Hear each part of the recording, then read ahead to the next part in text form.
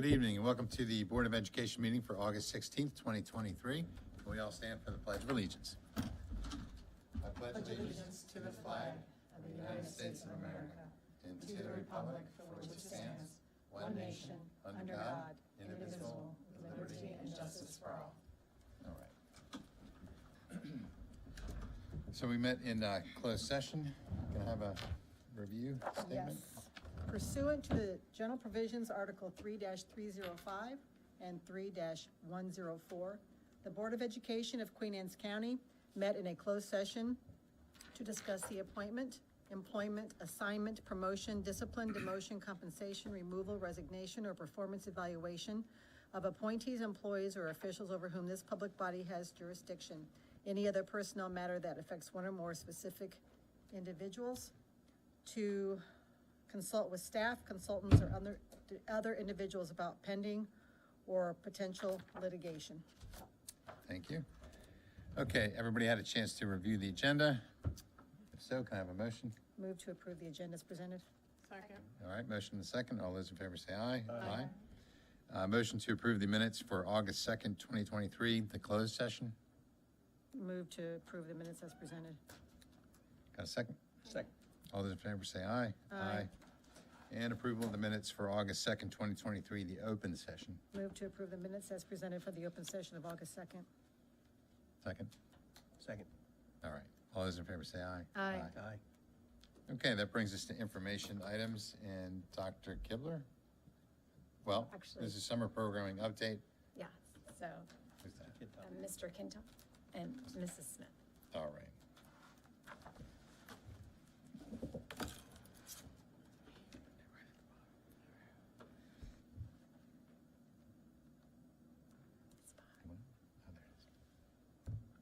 Good evening, President Schifinelli, Dr. Salins, board members, executive team. I'm Kevin Kintop.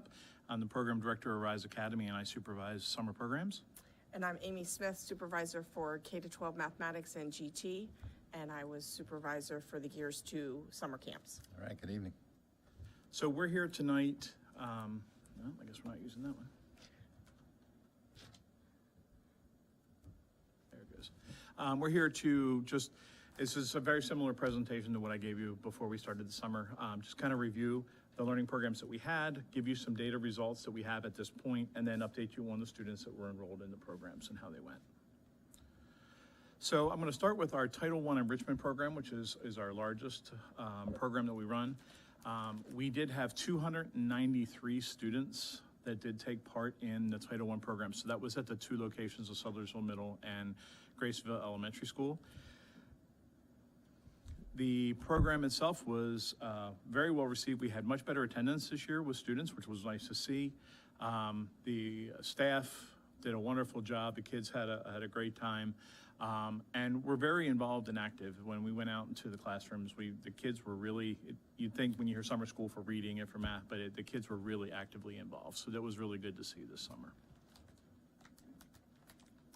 And then at those two sites, we also ran the summer camps program through the Gears grant for enrichment, particularly targeted initially at our GT students and our GT potential, and then we opened it up for the county. Any students could enroll after that. We had 196 students enrolled. That was about 75 more students than we had actively participating last year, so it was a great enrollment. We had 62 students that attended both last year's summer programs and then this year's programs because they had enjoyed it. A lot of them brought their siblings or some friends with them to join in. We had 4 different camps that ran. We had a STEAM program camp, an art and nature, a drama, and then also a, oh, you jump so quick. Team sports. Team sports. Thank you, Dr. Sorry, I was Staley. trying to That's keep okay. up with you as you're naming them. So this first one gives you some pictures and activities from the STEAM program. Students got to work with robots. They got to do some programming. They got to build cars and then redesign from the motors to something else that would be a productive product. And all of the students throughout were truly engaged in that STEAM factor of design and problem solving and analysis. And at the end of the the end of the program, parents came in to get to see the students actually put off their bottle rockets and show off their projects and run their motors and all of that. So it was well received. Parents were very excited to see the projects that the students in STEAM had participated in this year. In art and nature, the students every day went out and found some topic focus area to build their initial focus around for their art projects. So they had some active time outside doing sketching and collaborating together. And then what you see here is actually several of the projects, but those two on the bottom left and middle are two of the displays on the final day when parents came in, and it was an opportunity for the students to share out what they learned, some of their new strategies and techniques that they did, and then be able to really kind of celebrate all of the projects that they participated in. They had some phenomenal projects that they produced. The dance and drama, both of the camps put on Jungle Book, and you can see that each of the campsites, while the production may have looked a little bit different as far as the colors, all of them put on a play in 4 weeks. The students learned their parts, they danced, they built their own choreography. It was phenomenal to see both of the centers, both packed cafeterias for the performances at Sudlersville Elementary, or Sudlersville Middle School, and then also at Graysonville Elementary. And then finally, we had team sports. And so those students, by the end of the time there, they developed their own team sport once they had learned a lot of skills and drills as well as rules about how different games work. Then they had to design their own and teach it to their fellow teammates. And so you can see them actively learning a real variety of games. It wasn't just soccer and basketball and football. They really got into some varieties of some parachute games this year. They got to do bowling. And so the kids were very active and enjoy it. I cannot recognize the staff that helped put on these team sport or put on all of the camps. They did a phenomenal job. They planned, they were creative, they were involved. Every time you walked into a room, you saw the teachers and the assistants right there with the students as well. And then from this, we braided a few of our grants with the Gears grant as well as with our PFY Century 21 grant in order to allow the students who were in the morning enrichment program to be able to experience the camp experience as well. And so then the students who had enrolled in enrichment, if they chose, they could stay full day, and in the afternoon then they participated in an abridged camp version. They got to experience 2 weeks of a STEAM camp, 2 weeks of the art camp, and every day they participated in team sports for physical activity. All of those students, we had 126 students in the PFY program, and all of those students received breakfast and lunch while the camp in the morning received breakfast before they were starting in their programs. So we were thrilled with it. This is the end of that Gears 2 grant, so this is currently is the end of these programs as they were structured the last 2 years. So now we're open to look at what we might be able to do because it was so well received in the community. Talk about your guest speaker. Or your... Oh, in PFY, we did bring in a guest speaker, and that's the pictures you see there.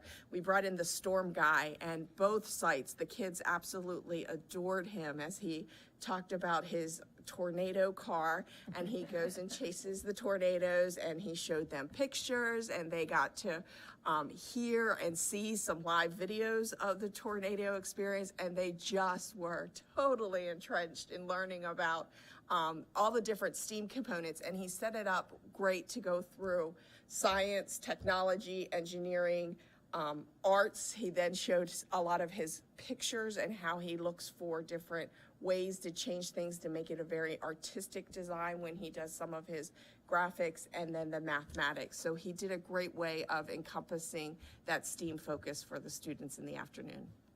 Thank you. Yep. Another program that we had running was our migrant program at Sudlersville Elementary School. This was the Monday through Friday program that we had going on for 5 weeks, longer than the rest. We had originally projected, I think, 60 students and wound up with 65. We originally projected 65. I got the updated numbers after we had turned the presentation in. It was actually 60 students that were enrolled in the program. You can see here that one of the great things about the migrant program, it is a community program in the summer. Like the folks that work the migrant program are really invested, from the teeny tiny little babies, you know, up to the high school kids. And they work tirelessly and a full day, 5 days a week and beyond. There are folks that are working in that migrant program that are responsible. They are contacting parents, going to parents' works to try to, you know, communicate and help get the students. And this is just some pictures from their last family night that they had during the last week. And as you can see, they put it on. I think the greatest picture there is from behind the DJ booth. Like, you can see the turntables there on the bottom left. It just kind of, it gives you that perspective of just kind of what the environment is like when they do that. So we're very grateful for those that worked in the migrant program this summer. In special education, we have our extended school year program for those students that need to continue working on skills over the summer so they don't fall back. The projection was 120 for that. We actually serviced 146 students with ESY. Mr. Thompson in the special education office wanted me to reiterate how grateful he was to the transportation department, because ESY is not an everyday activity. It's a couple days a week. So buses have to get kids on Tuesdays, Thursdays, Monday, Wednesdays. There's some that have to be delivered right to a particular address. Some, you know, can get off at a corner, but he was very, very grateful. Transportation did a phenomenal job of getting students there. And all the folks that worked at Queen Anne's County High School and at the two sites, because we did do ESY while kids were part of the enrichment program, but for those at Queen Anne's County High School that were strictly there to get that ESY services, they did a wonderful job. The last group that I'll talk about tonight is our high school credit recovery program at Queen Anne's County High School. We did have 210 students sign up. I will tell you, we had 210 students that started the program off in the summer. They came and collected computers to be part of the program, but they did not all follow through like they were supposed to. We had a follow through that was closer to 75, 80% of following through. And out of that 75, 80%, we so far have 230 plus credits that have been recovered during the summer. We have about 6 students that were very, very close to passing. So we're reaching out to those families and letting them try to extend and finish those courses off and not let the time that they spent in the summer go to waste and have to retake that class. There's some special thank yous that I want to personally give. We had those 4 sites: Queen Anne's County High School, Sudlersville Elementary, Sudlersville Middle, and Graysonville. And although all administrators from all schools were supporting the programs, you cannot help but be involved almost daily if it's in your building. So I'm extremely grateful. Those sites, the administrators actually just took it on and said, all right, here, we're gonna set up how the buses are gonna come in and out. They worked with our site coordinators. I'm so grateful to all of them because trying to be everywhere and get everything going just isn't gonna happen. We did have site coordinators at every program this year, and they did a ton of work. I'm really grateful for the time above and beyond when students were there that they did to make sure that everything went on. And although she's probably not going to say anything about it, Amy reached out much further than just her gear stuff this summer, helping to coordinate transportation, helping with the PFY, as you heard, and that was huge, and I'm extremely grateful for the work that she did for our summer programs. Are there any questions? That's fabulous. If we had 200, Ms. Capes' attest to my student was in the art program at Sudlersville Middle School. Loved it, and all the staff does a good job, and everything is great, especially when everybody comes on the last day to see all the exhibits and everything they need, so kudos to all you guys, and thank you, we appreciate it. Thank you. the high school recovery thing, 210 showed up, or 210 signed up. I guess only 160 actually did it with a number. So a lot of them got 2 credits, or I'm assuming. There were a number that got Yeah. 2, and even a couple that worked their way out to get 3 credits done this summer. So it was well worded for some of them. It's just a shame that 25% didn't follow through. Yeah, and you know, coming off of COVID a few years ago, we're really trying to build the rigor back up of our recovery programs. And so we did increase the attendance this summer so that we could get more direct teaching with the students. And that just became difficult for some of them. And a lot of students have trouble during the school year coming into the building, and it carried unfortunately over into the summer program too. I think it's a fine line for attendance for summer. because you have some students that work, and so sometimes it's easier for them to come in and get what they need, and then they're real responsible for doing it on their own.